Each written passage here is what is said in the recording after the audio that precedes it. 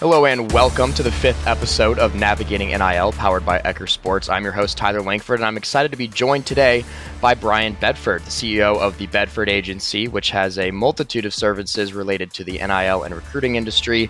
Brian, welcome. Hey man, I'm glad to be here. Thanks for having me.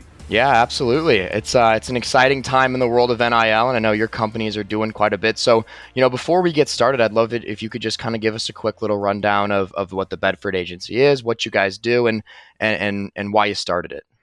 Yeah, well, I'm a 25-year college sports vet, I guess. Been in the space a long time.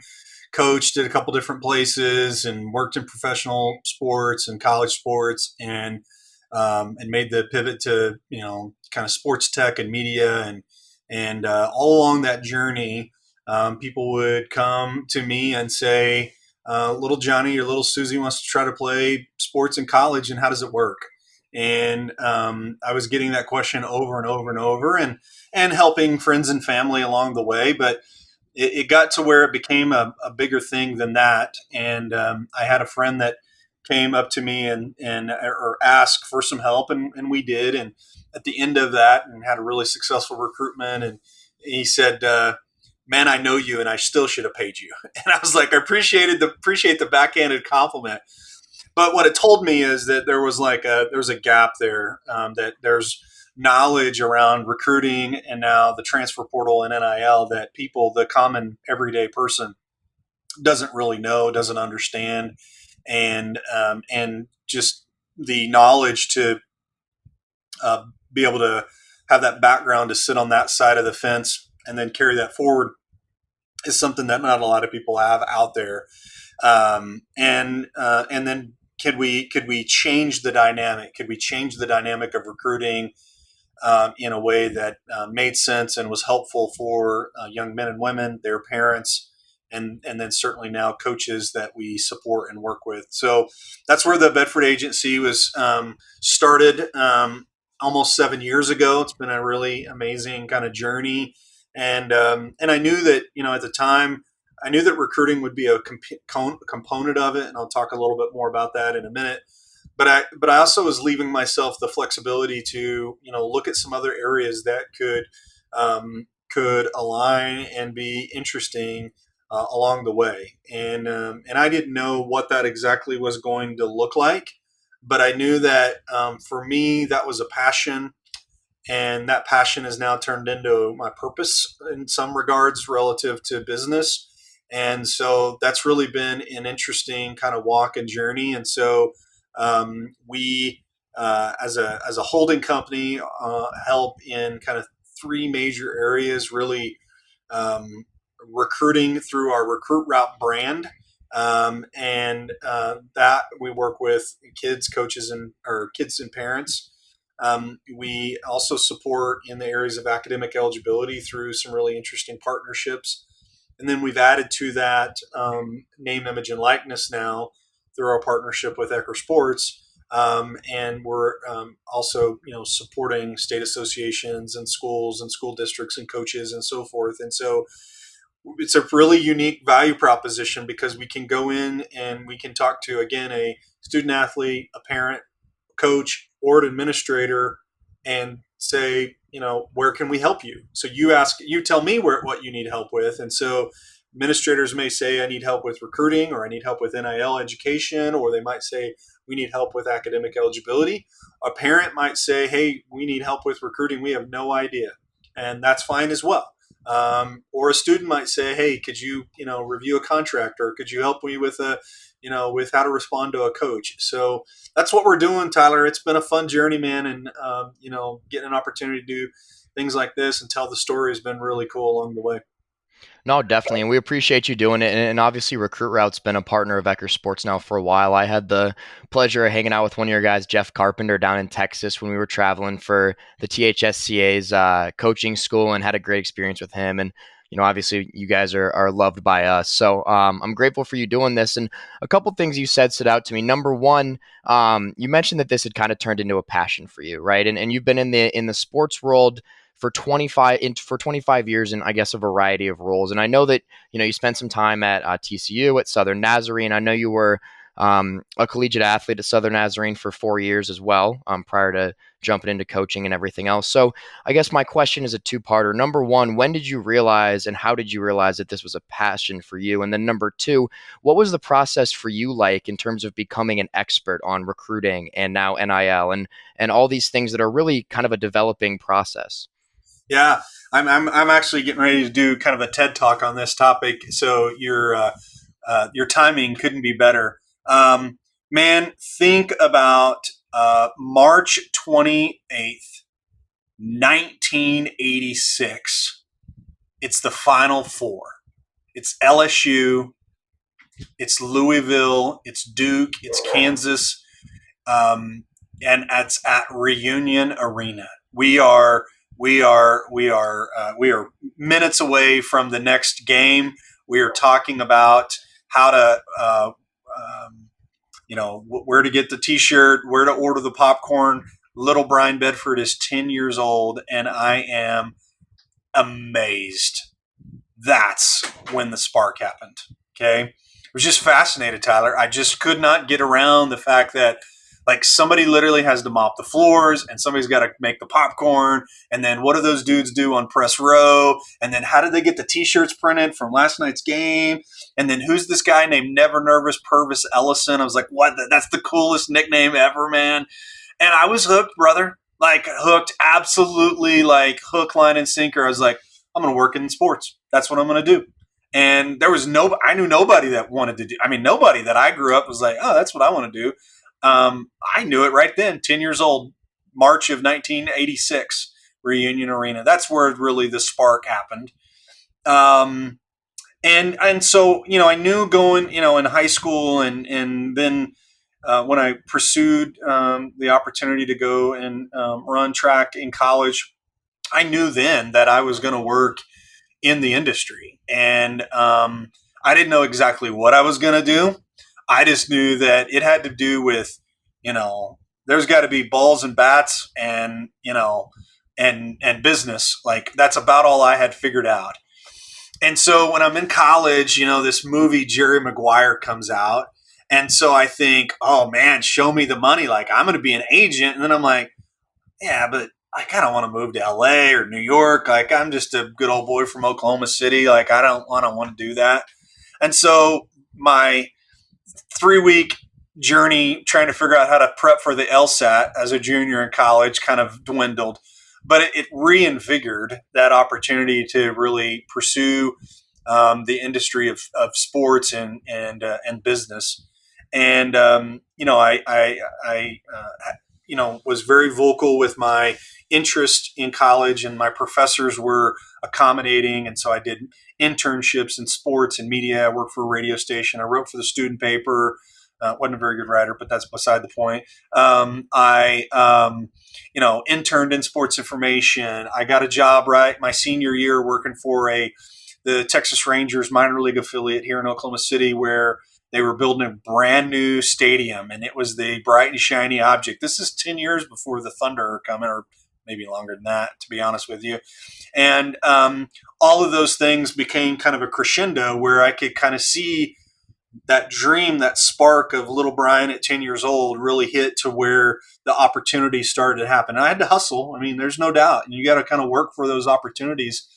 But that opportunity came, and man, from there, I got an opportunity to go back to my alma mater, start a college football program from scratch at the age of 21, having never played a down of high school football in my life, or college football for that matter, and then got an opportunity to go to a Division I college. I knew nobody on staff there, literally applied and got a job. Like that would never happen today.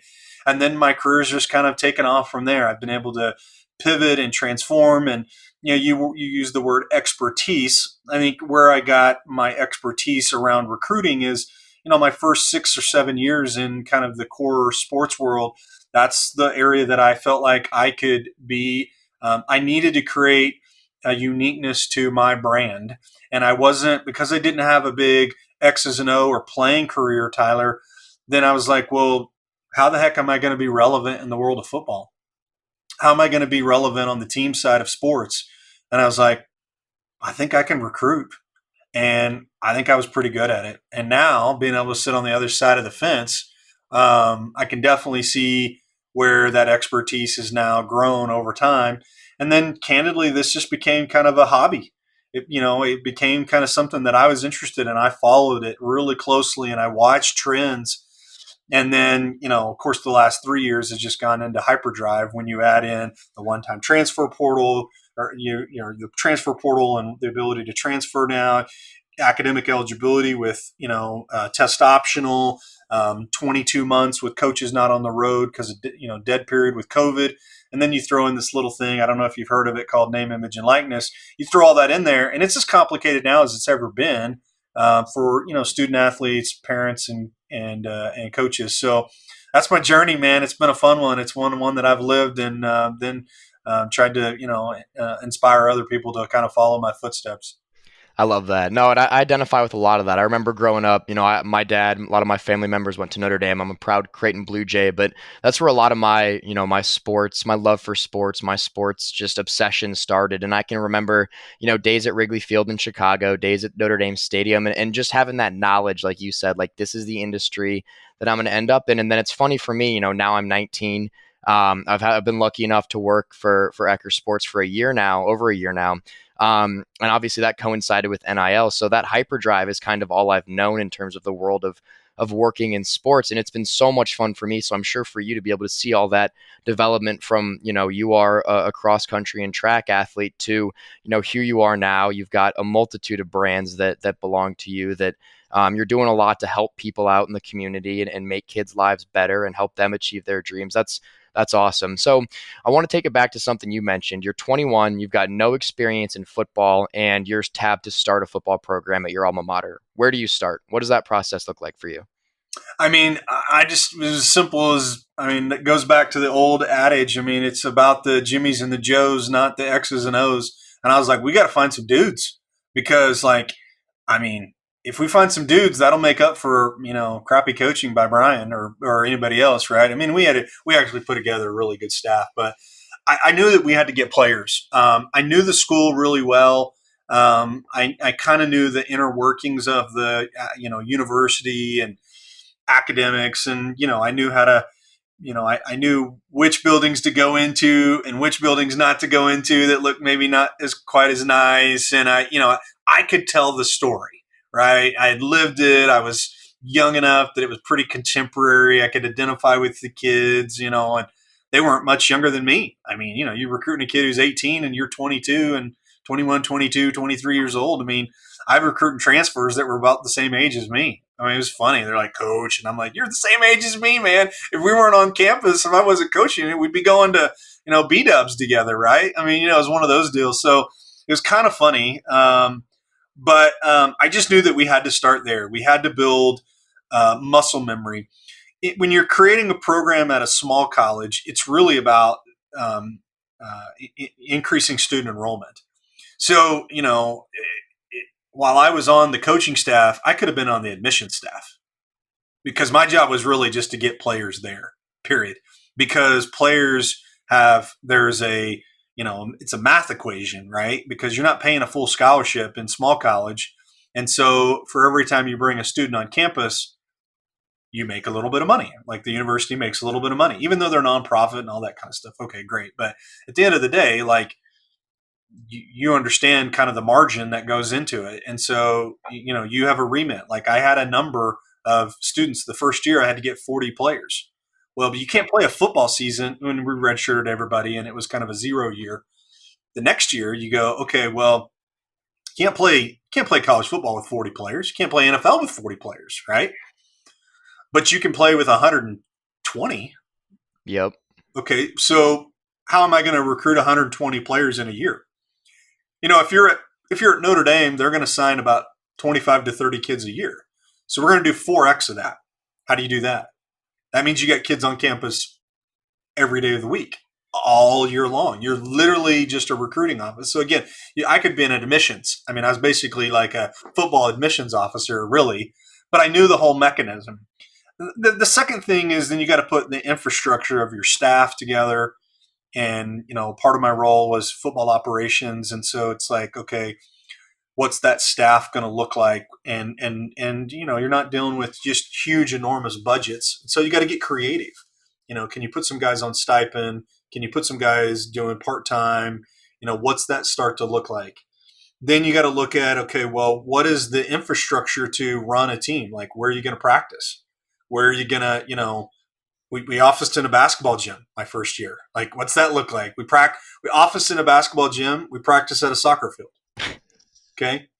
So what's that look like? How do you commute? When do you feed your kids? How do you do study hall? How do you interlock with admissions? How do you interlock with academic eligibility? Student life, spiritual life. What's that look like? And so you have to build those alliances, so to speak, to help you drive that. And then you've got to. And so what was helpful is that a lot of those people I knew. So if you're brand new on a campus, a new coaching staff comes in at Notre Dame as an example, since we'll pick on them for now. They got to figure out, they might have some legacy holdovers, but a lot of those people are going to have to start from scratch, and they're big enough to where they can absorb that. You're at a small school, you need somebody right out of the gate that they know where they know the secret handshake, they know how we do to chapel, and they know where this is at and this is at and how the dorms work and, the rules and all those different things. And so that really helped me. And then I think the last thing was, we really spent a lot of time thinking about the core values of what we wanted the program to stand for and represent. And then finally, we had to put a schedule together. It was like, okay, we got to figure out who we're going to play. And then we wanted to put ourselves in a spot where initially the first couple of years, we could win some games. Like we felt like if we recruited well enough that we didn't just overschedule ourselves. We weren't just getting, the national top 10 teams. We were getting teams that, candidly were kind of mid-level or below, but we felt like with a young team, we needed to build some confidence. We didn't need to just skull crush them right out of the gate at 19. Like we needed them to win, feel what it feels like.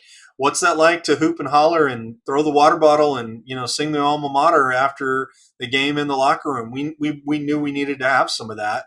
And so I think those were kind of the fundamental things. And then, we were at a private Christian college. So, the foundation of our faith and as our staff, and then putting that and implementing that into the program was certainly key. And, Paul McGrady was the head coach then, is really one of my mentors. He was my college coach as well. He did a fabulous job of just kind of using that as kind of the foundational elements of what the program really stood for. And then he just let me run the business part of it. It was a great kind of partnership and marriage. I love it, and I'm glad you mentioned faith, because that's one thing just in reading up on you and in knowing about you from people I've worked with. I know faith really is something that drives you and drives a lot of how you approach, your everyday life, how you approach your business. Would you mind talking a little bit about, the way that has influenced you as you've gone from athlete to coach to businessman, and now you're doing the recruiting thing. I know you're working for Cisco. You're doing a whole lot of stuff. How does faith remain central to your life and continue to impact you? Yeah, well, I was, gave my life to Christ when I was 5 years old, and it's been a core piece of my life. Grew up in a Christian family, and just believe that God's going to provide direction and purpose, and really having that having that relationship with the Lord was certainly, kind of poured into me, right? This can't be a one way, like you can't just keep asking and not give back, right? It's got to be a two-way relationship, and he's got to know you, right? The word of God says that, uh, you know, really calls that out, really says that, I want to know you. Who are you? And I haven't heard from you in a while, right? And so, it was ingrained early. I was thankful to be around coaches in my life that shared that same vision and poured that into me. And I was around, again, men and women that I looked up to and were mentors for me, and became really, maybe not idolized, but really looked up to. And I thought, well, if they can do it, why wouldn't I do it? Like, it's just, that's the way they do it. They don't need to yell and scream or MF guys or whatever. Like, I can treat people the right way, and we can walk with purpose, and we can represent Christ, and we can pray for each other, and we can we can do all those things. And so, then you get into high school, and you build upon, okay, well, what can you do? And things like FCA were really important to me at a young age, and did that in high school and college, and served as a captain and served as a president and all those fun things. And then you start to become a coach, and now you're mentoring other young men and women, and now they're looking up to you and they're asking you questions. And I remember going to an FCA retreat, and we sent, I probably drove a van up there. I can't even remember the full details. We drove up to Stillwater, Oklahoma, on the campus of Oklahoma State, and I took about 10 kids up to this one day FCA retreat, or overnight FCA retreat, and one of the young men, said, "I want you to pray that, will you pray will you help me with the sinner's prayer?" And this guy's my same age. Like, back to the recruiting guys, he was a transfer. He was about literally my same age. He's 6'5" and 310 pounds, and looked like just built like a Mack truck. And here he is, just crying and saying, "Coach," calling me coach. I'm the same age, but he's calling me, Tyler, coach. Would you pray the sinner's prayer?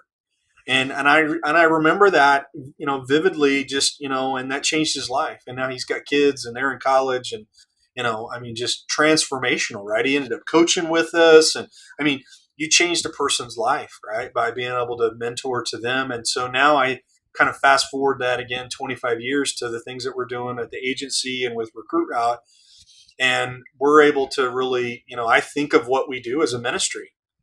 I'm not perfect by any stretch of the imagination, but people are seeking help and guidance, and if we can do that in a thoughtful and a way that kind of also is able to give back, and we're able to kind of bless people, I think that's what the Lord wants. So yeah, it's a big piece of it. Thanks for asking that question, man. Yeah, no, absolutely. And I love that. I was raised Catholic and I've gone to Jesuit school since I was, 14, 13. And one thing I appreciate is kind of like you had said, it teaches you the proper way to live, right? Like one thing that's central to Jesuit education is be a man and woman for and with others. And I've loved working in the NIL industry from the education perspective because, you mentioned it with Recruit Route and with all the great stuff that you're doing to help young men and women. You're able to really offer these kids an opportunity to learn more than just, here's how you go to college. It's about how do you represent yourself, right? How do you portray yourself to other people? How do you live your life the right way so that these opportunities can open up for you later on down the line? And that level of selflessness is something I really appreciate. And, with my faith being relevant in my life, I was glad to, read up a little bit about how you let that kind of govern the way that you do things. So I have a lot of respect for that. If you're going to be about it, right? Like, Yeah.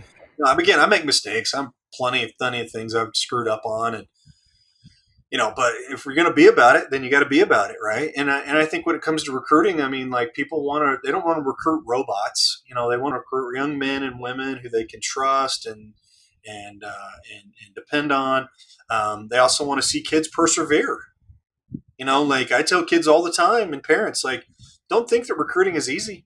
Recruiting is not easy. It's hard. It's more complicated now than it's ever been. 25% less scholarships because of the transfer portal. NIL is different. Like, it's tough, but if you'll trust me, I'll give you some wisdom. I will share with you. I will help you. I will mentor you. I will invoke on that, and that comes a large degree of responsibility. You'll see on social media, my kids and I do it all the time too. We use the hashtag follow the plan, which is basically just, listen, man, I'm telling you what to do. Just follow the instructions, right? And I think, for me, that's really God saying, Brian, follow the plan. Like, your word says my word says what to do, so follow me. And so it's like, well, why wouldn't I do the same thing in the business that I'm trying to run? Or the ministries that we support from our business, or any of that kind of stuff. So yeah, I see it like totally intertwined, man.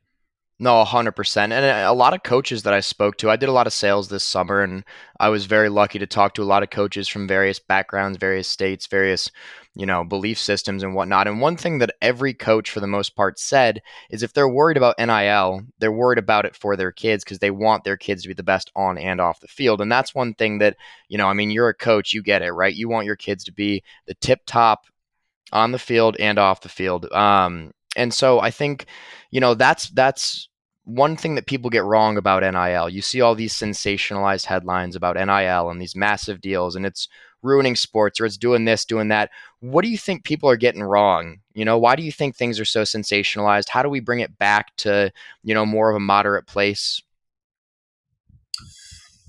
Well, I think it's a great question.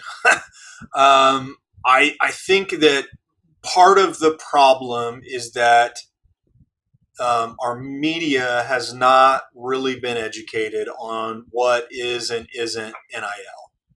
And then when they then describe it, they describe it in a context that I don't think is actually representative of what NIL is. I think that's the problem statement. Because they use terminology like pay to players, or we're paying players, or we're doing something. And I think that that gets lost in it. Number two, I think that the speed in which the collectives started to ramp up was a bit unexpected for those that really created the intent behind introducing name, image, and likeness in July of 2021. And I think that caught some people off guard. My hope is that there will really be governance in the collectives. There right now is not much. I know the NCAA has put recent guidelines out to suggest that they would do some level of enforcement, but candidly, there's not a lot there happening. And so without that, that leaves people to interpret pay to play in a very different way than I think it truly is intended for. To complicate that, you have different types of collectives, for profit and nonprofit and third party. And so the core nonprofit collectives make a lot of sense. The others blur the lines and I think get a little more. The third parties are fine. The for profit collectives, I think, are a little different animal.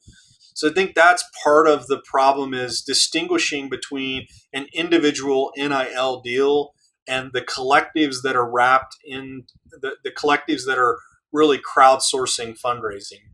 And right now we are kind of putting those all into a pot of stew and kind of mixing them all together, when I actually think they're very distinctively different. When you talk to coaches, and I have many high school coaches that'll say, well, we're not there. I don't see any kids doing NIL deals. Well, what about the softball girl that just did a trade for bats, balls, and gloves? Or, what about the kid who's got 1 million followers on TikTok that you've never even logged into TikTok and seen, right? What about the kid who's, getting 20% off a energy drink for everybody who buys a 6 or 12 pack on Instagram? Like, you don't even see it because it's an influencer economy. So those are kind of a couple of things that I've observed. Hopefully that kind of addresses where I think the kind of some of the problems and maybe some of the observations. I think if we did two things, if we could really dedicate and get the industry more mature and educated, especially on the media side, that would help immensely. And then I think if we can distinguish kind of the role and provide some level of disclosure and enforcement around collectives, that would help. And then if we can just naturally, organically educate from bottom up, which is kind of what we're doing together as a partnership, those three things together will get us in a much better spot than we're in right now. Yeah, no, I think you nailed it. I think that's all very well said, and I think there's a lot of good information in there. And the influencer economy point's an interesting one because you'll see the big deals that are centered around those collectives that you mentioned, and I mean that's a whole different, that's a whole episode of this podcast is on those collectives and all that. But when you look at, you mentioned it, the softball player who's trading stuff for bets and balls, and I believe you're connected with I can't remember her name, but recently an indigenous Native American female softball player was able to put together an NIL deal, and she's doing it for the benefit of her community. And I know at Ecker Sports, we're doing, a foundation where we're working on using NIL to have people go out there and do community service and do things that better their community. So, seeing those positive headlines are fantastic. And I love to see it. So I want to pivot a little bit. So obviously being a college athlete yourself, I'm sure it's kind of funny for you to think back on, if NIL was around when you were there. When did NIL kind of get on your radar? Was that something that was even in your guys' minds when you were an athlete, or is it something that kind of developed way later? Dude, you're assuming that I had a cell phone in college, brother. I mean, come on now. Like, I'm an old fart. So, um, I mean, listen, I'm 46 years old. I remember going to the computer lab, which is basically like a typing center, Tyler. And somebody told me you can go to the computer lab and they have these things called chat rooms, and you can chat with people. I'm like, this seems mysterious, Tyler. So I kind of grew up when the internet was kind of maturing, right? So my brain was not thinking about name, image, and likeness. Now, listen, you're talking to a guy who I graduated college in 4 years. I was a student athlete. I was a captain. I was a slow captain, but I was a captain on the team, and I had a job. Like I had a job all the way through college. And so, I probably would have been outspoken enough if I would have, social media and that stuff might have been a thing. I probably would have been. I mean, I absolutely would have been involved in it, right? But I'm too old to consider like that would have been too big of a leap. People weren't thinking about brands and websites and IP protection and commercialization and things like that. I mean, we weren't quite like cavemen, but I mean, we were trying to go compete. And I think that even now, where NIL is a thing, again, keep the main thing. And when I tell athletes will ask me, or their parents will ask me, well, should we bring up NIL on a recruiting visit, or should we start to consider stuff? I'm like, man, make sure that you can play and compete and gain the weight or lift or make travel squad. If you do that, that stuff's going to naturally come about. Now, if you want to do some stuff to prepare yourself for that time, then you can. So a lot of my thinking and logic is kind of, again, rooted in the way that coaches think about sports.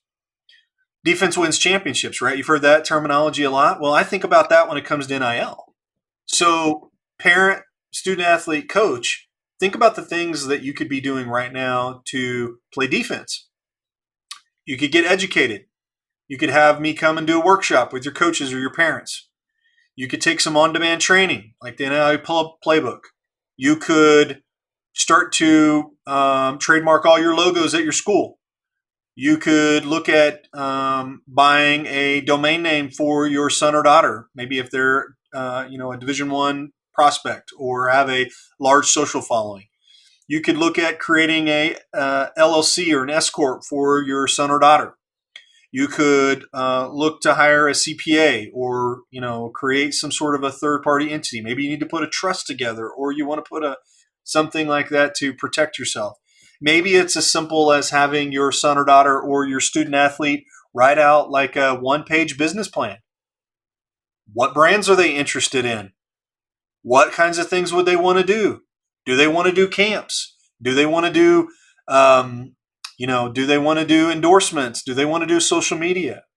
And so I always tell people, think about the defense first. And then once you've kind of got a defensive game plan, then we can think about going and hard charging the brands. Then we can think about doing a ton of stuff on social media. If you're not comfortable, I mean, right now you're seeing in the college space, 80% of the transactions in NIL are coming through social media transactions. It'll be 90+% in the high school space. If you're not comfortable posting stuff on social media, then you have no business getting in the middle of NIL. So I always tell my kids in the world of recruiting, I want them to do one social media post a week to help themselves in recruiting. But what they don't know is I'm teaching them to post more often, which then will gain more followers, which will then help them on NIL. Now, do I tell them I want you to post once a week for NIL? No, because they won't do that. But if I tell them I want them to put photos, videos, information about them, themselves, their well-roundedness to help them with recruiting, they'll do it. And then they build their brands. And then they get comfortable and then they create a skill set. So again, I think about things right now for people to really consider on the defensive front. I think that's big time. And I think that's a big reason what you guys do at the Bedford Agency is so unique and important is your approach is less, let's go make you a bunch of money and more, let's progress you and your brand the right way. Let's make sure that you're not making money. You're playing the sport that you love, and then that money will come.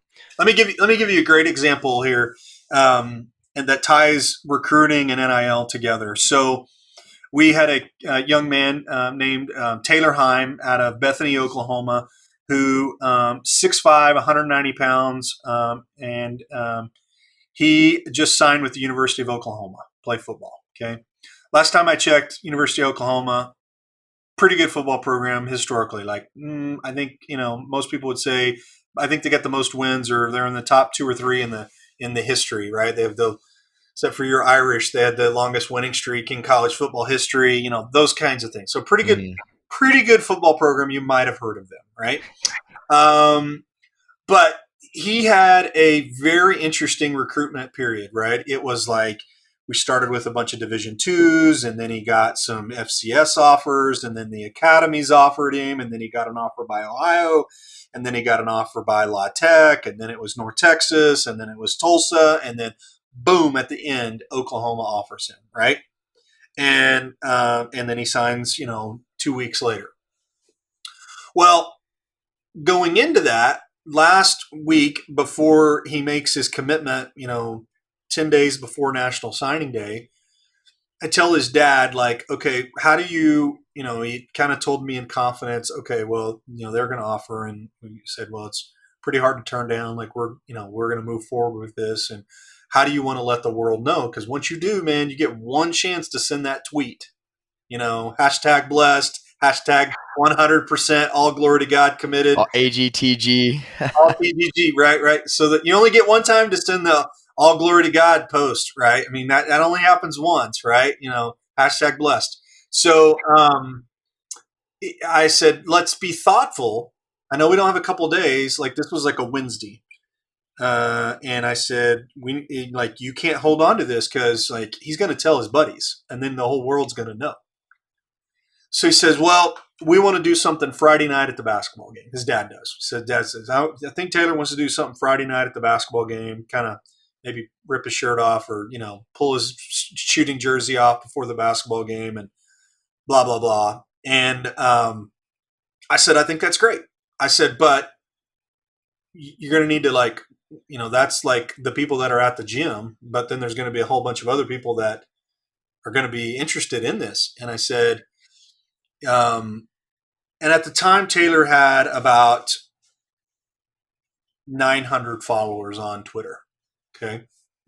Average, right? No big deal. Most of those are a bunch of coaches that are following him. And then some Sooner fans had started to follow him a little bit because he had tweeted out his offer. I said, listen, why don't we do a video? Because people don't know who you are. They see you as a Twitter avatar, but they don't know who you are. And so you have a unique story. You're the hometown kid. Oh, you signed 3 kids from the state of Oklahoma. Like you're the only kid they signed in the second signing period. Like national second signing period, you are going to be it. You're going to get all the press, every story, everybody's going to talk about you because they already talked about the other 25 kids who signed in December. So let's take advantage of it. So I said, I have a recommendation. Let me know if you're up for this. And I said, why don't we call Rivals and have them we'll do it under embargo. And let's have them do a private video. And so they came the next day and they did a video at his house. And it was not very long, but it was 10 minutes long or whatever. And he got to tell his story as, hey, the news is out. So the news went the next day. Local Rivals guys are waiting for the post. We told them it was going to be at 8 o'clock. 8 o'clock, the tweet goes out, 7:55, he tells all the students at the gym, or 7:30 or whatever. 8 o'clock, they post it. 8:01, video comes out with Taylor telling his story about his journey through recruiting and why that was really good. Taylor's now quadrupled the number of followers he has. Okay. and he got tons of publicity, and now everybody now knows who he is. Now, they were going to know about him at some level, but because we're strategically thinking about the process of letting the world know with our one shot to make this announcement, his now brand has exponentially more value, and his signing day tweet and commercial videos that went after it. I mean, he's probably got 300,000 impressions. And That's so awesome. that So has value. valuable. That has commercial value. Now, did he monetize it that day? No. Will he monetize it in the future? Heck yes. That's perfect. And again, that's a great example. Again, I mean, when you guys are doing things on a personal level and you are giving the player the opportunity to make it about him and not about you guys, but it's his journey, right? He gets to tell his story the way he wants it. That's beautiful. That's the way recruiting should be done. So for anyone out there who's not familiar with Recruit Route, make sure you go familiarize yourself with them. It's very well worth doing. So I don't want to take up too much of your time, but before I let you go, I've got a 5-question gauntlet for you. We ask every guest at the end of the interview. So let's get into it. First one, what's your funniest embarrassing sports story? Boy.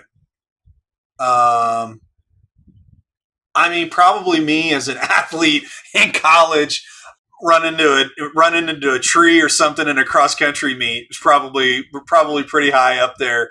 Yeah, probably something like that for sure, man. That's a good one. That'll get you. What is so you're a college athlete, you're eating well, you're doing your thing. What's your go-to cheat meal? I mean, this is like this Coke is the nectar of the gods. So, I mean, I might, Coke, if you're out there, sign me up. I'd love to be an endorser for you. All the middle-aged white guys, we're right here for you. Be your brand. Yeah, that's probably pretty high on the list, man. That's it. Hey, the polar bear be damned. It's our new spokesperson. I love it.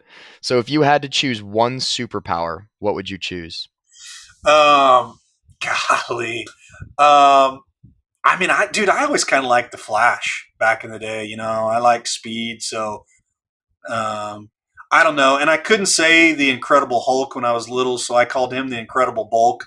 So I mean, maybe I'll just go with like speed. I don't know. I like that. That's a good one. That especially as a former track and cross country guy, that one makes sense.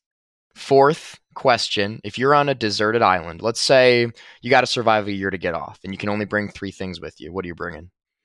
Um, my Bible, my wife, and um, water. I can't think about that one, man. Only the necessities. Yeah, I mean, dude, I'm good. If I got to, well, I mean, maybe I should repeat that because my wife and kids might listen to it. I'll take Desiree, Sadie, and Tessa. I'll take all of my 2 kids and then my wife. So maybe I should have said that. Family man through and through. And then finally, who's the greatest athlete you've ever gotten to either compete against or watch play? Boy, that's a good question, man. Well, I don't know. Trying to think of somebody that I actually competed with. I don't know that competed is a fair example because that was more like watching them while I was competing, Right. as they're like lapping me. So that doesn't really count, Tyler. So I probably will disqualify myself because competing, implies a lot there with that. I don't know. That's really quantifies. I was more like I might as well have been the janitor or team manager. Watch in person is probably a cool one. The best, is that what we're saying? The best? Yeah, the greatest athlete. I mean, I'm not going to answer that, but I'm going to say the one that I loved. I'm going to change I'm not going to answer your question. Go for it. I'm going to give you a different answer. Perfect. When I grew up as a kid, the one that I thought that I was going to be like was the Boz, Brian Bosworth. I wanted the haircut, the red in my sideburns. I mean, like, that dude was the freaking GOAT of linebackers. So I got to see him play when I was a kid, and now he's on Dr. Pepper commercials, and so that's cool. So we'll just go with the Boz. That's a fantastic answer. I love it. There's a great 30 for 30 about him and his career, so I love it. Yeah, that's awesome, man. Brian, I can't thank you enough. Thank you so much for coming on. Thanks, brother. For everyone who's listening, we appreciate you guys. Make sure to tune in again in 2 weeks. I'm Tyler Langford, and this has been Navigating NIL, Episode 5.